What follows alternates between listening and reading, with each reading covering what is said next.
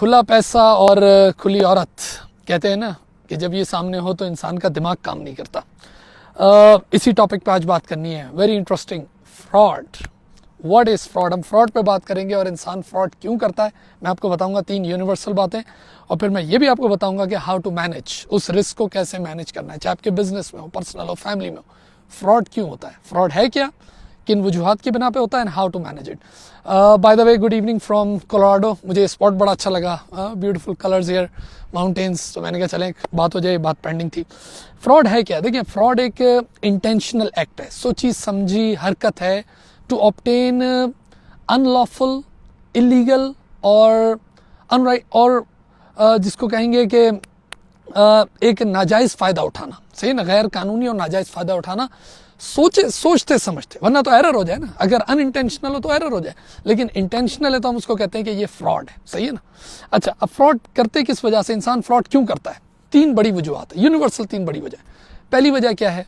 Integrity, honesty, बेईमानी, सही है ना, पहली। दूसरी वजह है मोटिवेशन, ज़रूरत। और तीसरी वजह है अपॉर्चुनिटी, मौका। क्या वो बारिश हो रही है, आओ मिलके नहा लें। पहली वजह इंटेग्रिटी, ऑनेस्टी। देखिए, सबसे पहली वजह फ्रॉड की हम कहते हैं ना कि लैक ऑफ इंटेग्रिटी, कि बंदा बेईमान हो। अच्छा, ये बेईमानी सम टाइम कल्चरल फैक्टर्स की वजह से भी होती है, कि भाई माशरे ऐसे होते हैं, उसमें पले बड़े होते हैं कि जहाँ पर झूठ बोलना, गलत बात करना, ये सब नॉर्मल होता है, सही ना, कल्चरल नॉर्म्स की वजह से। सम टाइम ये इसीलिए कुछ कंपनीज हायर नहीं करती फॉर एग्जीक्यूटिव पोजीशन या फॉर ट्रेजरी पोजीशन या पैसों की पोजीशन होती है उसमें, for certain people from certain culture, from particular culture, कि उनको पता होता है यार इस कल्चर में झूठ बोलना, ये सब चीज़ें नॉर्मल है, आप लोगों को भी पता ही बात है, ठीक है ना। तो एक वजह तो ये डिसऑनेस्टी की होती है ड्यू टू कल्चरल फैक्टर। एक वजह क्या होती है? ड्यू टू पर्सनैलिटी फैक्टर, कि समटाइम कल्चर तो अच्छे होते हैं लेकिन कुछ शख्सियात ही ऐसी होती हैं जिनके अंदर, मिसाल के तौर पर रातों रात अमीर होना है, कुछ पाने की ऐसी जस्तुजू है, तो वो बंदा ज़रा जल्दी फ्रॉड कर जाता है। तो एक पहली वजह हो गई कि भाई ज़ाहिर बंदा बेईमान है, सही है।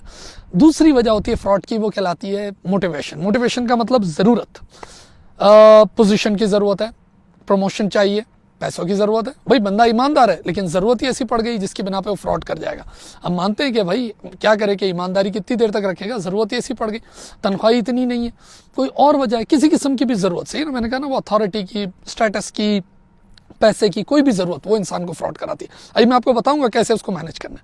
और तीसरी बहुत बड़ी वजह, जिसको मैं कहता हूँ बहुत अहम वजह है, वो है अपॉर्चुनिटी, मौका।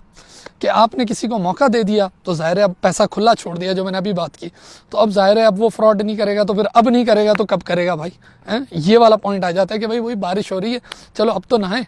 अब सवाल ये है कि देखें, फ्रॉड का रिस्क तो है, and you can not eliminate the risk. इसको आप मैनेज कर सकते हैं, और वो मैनेज कैसे कर सकते हैं? इन्हीं 3 चीज़ों से, कि इन्हीं 3 चीज़ों को कम करने की कोशिश करें।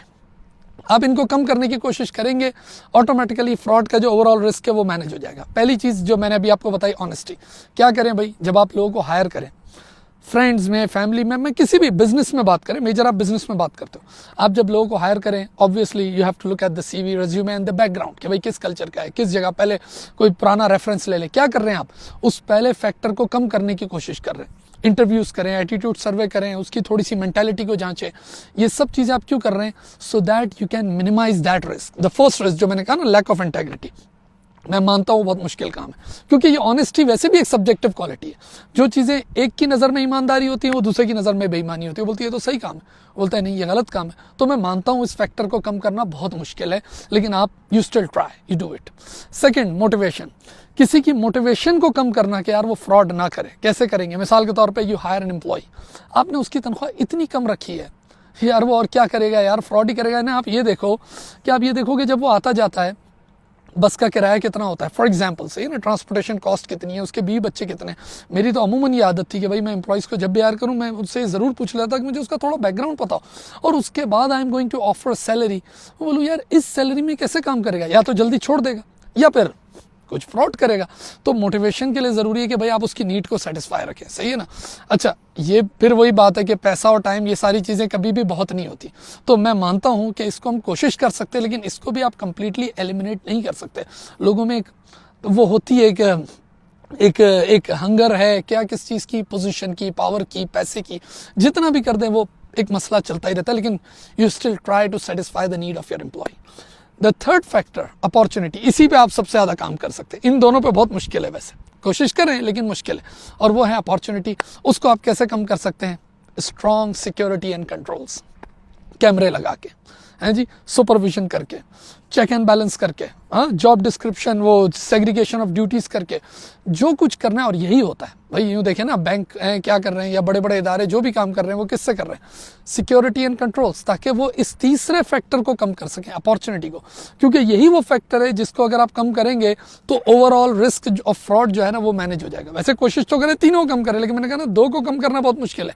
इसी पे आप सबसे ज़्यादा पैसा लगा सकते हो, कंट्रोल पे बजट बना सकते हो और मैक्सिमम कंट्रोल लगा के, वरना वो ज़ाहिर ईमानदार और ज़रूरत और वो सारी चीज़ें ऊपर आ जाती है जब मौका सामने खुला पड़ा हो सकता है आपको ये बात समझ आ गई हो, मैंने पूरी कोशिश तो की और थोड़ी डिटेल भी हो गई वीडियो।